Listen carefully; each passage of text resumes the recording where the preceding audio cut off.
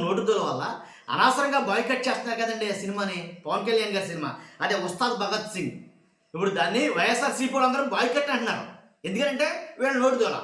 ఇప్పుడు నేను ఫస్ట్ నుంచి చాలాసార్లు చెప్పాను, గతంలో కూడా సినిమా ఫంక్షన్ల వేదికల మీద రాజకీయం మాట్లాడమని ఎవరు చెప్పాడంటే, గతంలో కూడా నేను చాలా వీడియోలు చేశాను.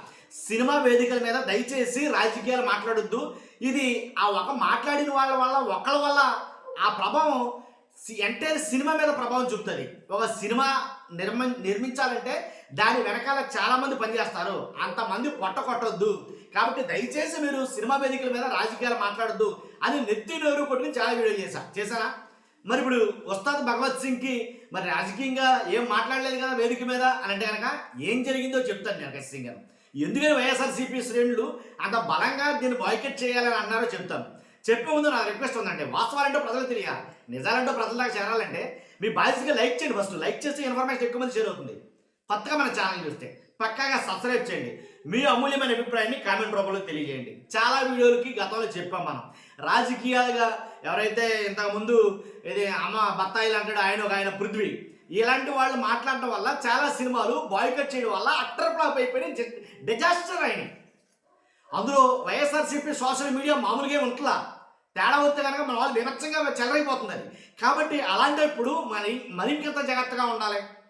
ఇప్పుడు నిన్న జరుగుతుంది పవన్ కళ్యాణ్ గారు ఏదైతే ప్రీ రిలీజ్ ఈవెంట్ ఫంక్షన్ ఏదైతే జరిగిందో ఉస్తాద్ భగత్ సింగ్ది, ఆ రిలీజ్ ఫంక్షన్లో కొంతమంది జన సైనికులు, జనసేన అభిమానులు, పవన్ కళ్యాణ్ గారి అభిమానులు ఎవరైతే మొత్తానికి కొంచెం మాట్లాడకూడనటువంటి, ఇప్పుడు నోటి దూల మాటలైతే మాట్లాడారు, దానివల్ల మొత్తానికే ముప్పు వచ్చేటట్టు ఉంది. ఇప్పుడు మొత్తం సినిమా మొత్తం డిజాస్టర్ చేస్తాం, అవసరమైతే మొత్తం సినిమాని ఎలా అంటే బాయ్కట్ చేస్తాం అని అది ఒక హ్యాష్ ట్యాగ్ ఇచ్చి దాన్ని వైరల్ చేస్తారు.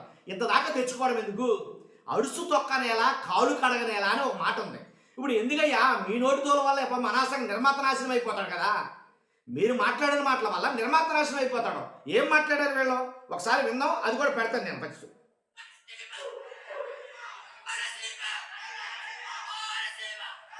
కోనసీమ కళ్యాణ్ సీమ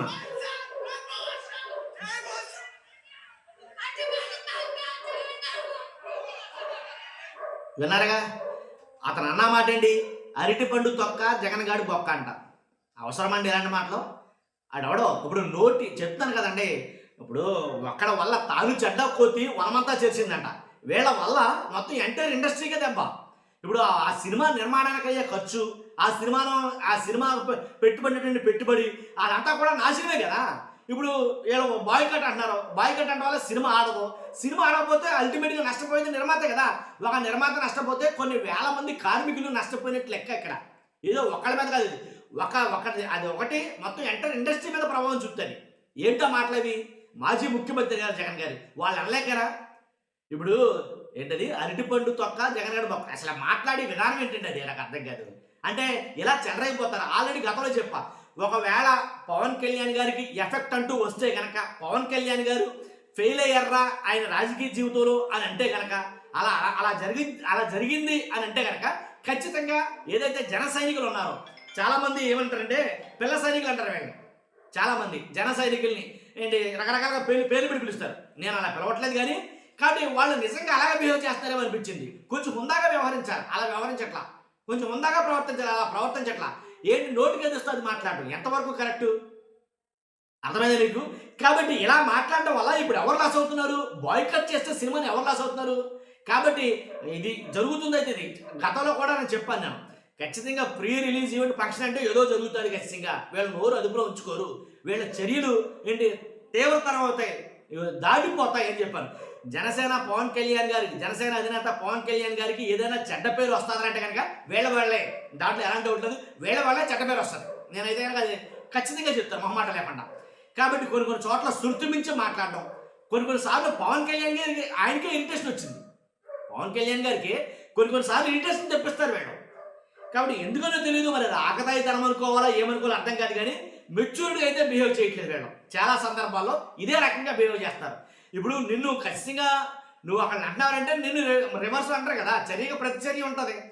అనవసరంగా నోటితోలతో మాట్లాడిన ఈ చర్య వల్ల ప్రతిచర్య ఏంటంటే కదా బాయ్కట్.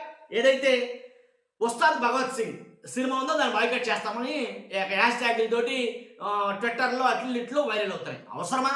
కదిపి తన్నించుకోవడం అంటే పొడుకున్న గుర్రాన్ని కదిపి మరీ తన్నించుకోవడం అంటే ఇదే, నేను ఒక మాటలో చెప్పాలంటే కనుక. కాబట్టి ఇక మీదటైనా కుదురుగా ఉంటే సరే, లేకపోతే ఇలాంటి ఫెయిల్యూర్స్ ఎదుర్కోవాల్సి వస్తుంది.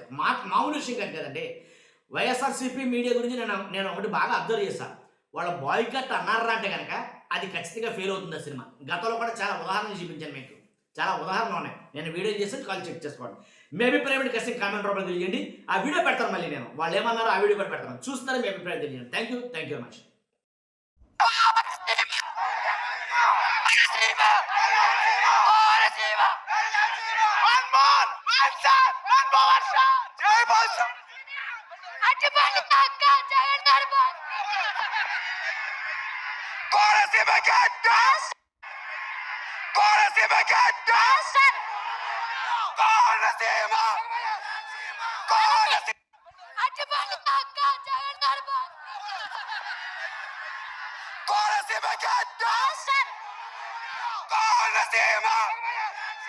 Corazima!